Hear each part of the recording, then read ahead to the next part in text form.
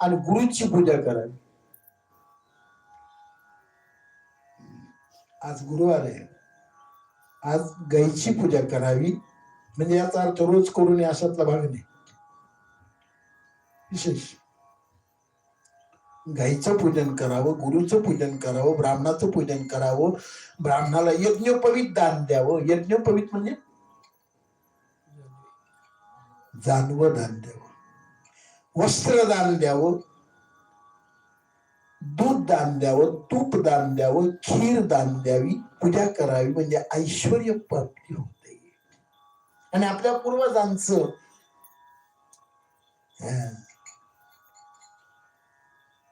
म्हणून म्हणतात त्यांची सरली हेरधार.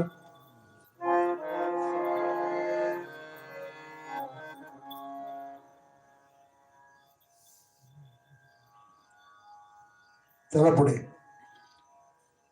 गुरुवारी गुरुची पूजा आवश्यकच सांगितलेली आहे.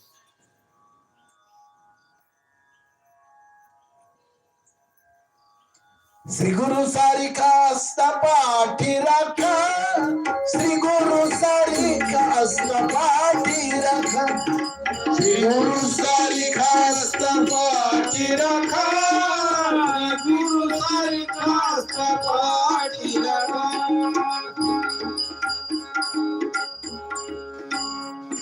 इतरांच्या लेखा कोण करी, राज्याची कांता काय भीक मागे.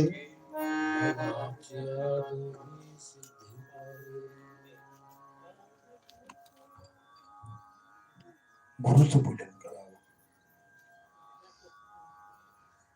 आणि ऐश्वर्य कामना परिपूर्ण करण्याकरता शुक्रवारी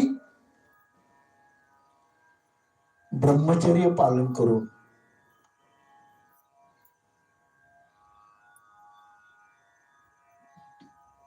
कुलदेवतेची उपासना करावी.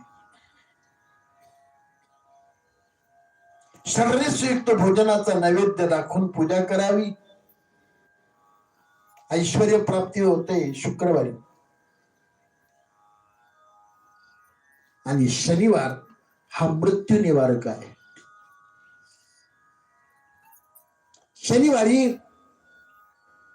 भगवान शंकराचं पूजन करावं, तिळाचा होम करावा.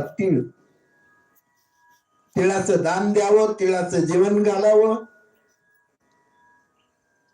अक्षय पुण्य प्राप्त होतं आणि मृत्यूचं भय नष्ट होतं आणि शनी महाराजाची कृपा होतं. बोल शनी महाराज की जय. कुटुंबात जी प्रिय होती जीवाची, ती फिरले दृष्ट झाली मनाची.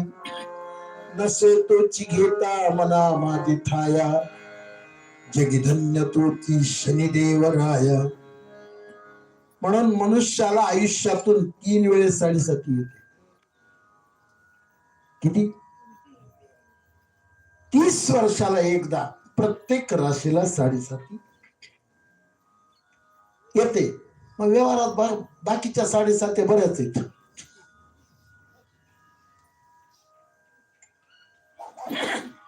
परंतु या साडेसातीतून मुक्त होण्याकरता शनिवारी तिळाचं दान द्यावं, तिळाचा होम करावं आणि तिळाच्या तेलाने मारुतीला आणि शनिदेवाला दिवा लावा, तेल व्हावं.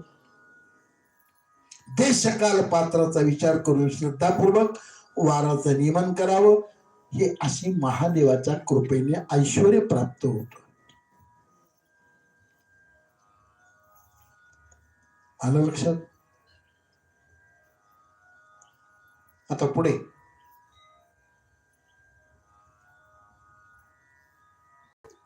शिवलिंग महात्म्य वर्णन करताना महत्व सांगितलं आणि भगवान सूत मुनी शौनक अधिकार म्हणतात की जीवाला प्रारब्ध कर्मानुसार सुख दुःख प्राप्त होत.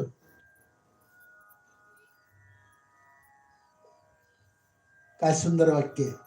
जीवाला सुख दुःख त्याच्या कर्माप्रमाणे प्राप्त होत असत. जैसे ज्याचे कर्म तैसे जगी जीवनाचे सार.